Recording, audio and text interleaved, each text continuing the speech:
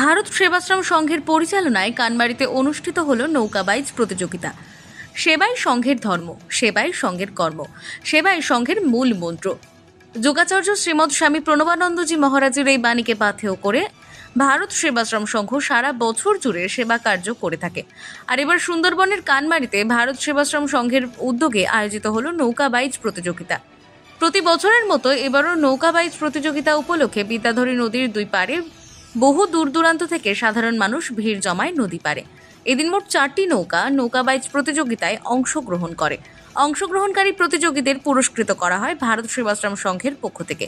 উপস্থিত ছিলেন ভারত সেবাশ্রম সংঘের সম্পাদক শ্রীমৎ স্বামী বিশ্বত্তানন্দজি মহারাজ, শ্রীমৎ স্বামী পরশরানন্দজি মহারাজ, কানমারী ভারত সেবাশ্রম সংঘের অন্যতম সদস্য সত্যরঞ্জন মহাপাত্র সহ বিশিষ্টজনেরা।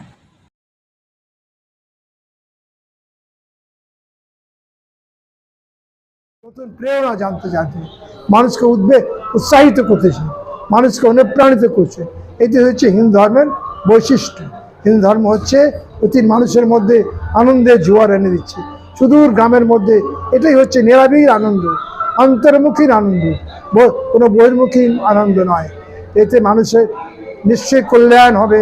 আমরা ভারত সংঘের পক্ষ থেকে আন্তরিকভাবে এর আশীর্বাদ করছি, সহযোগিতা করছি সকলের সঙ্গে।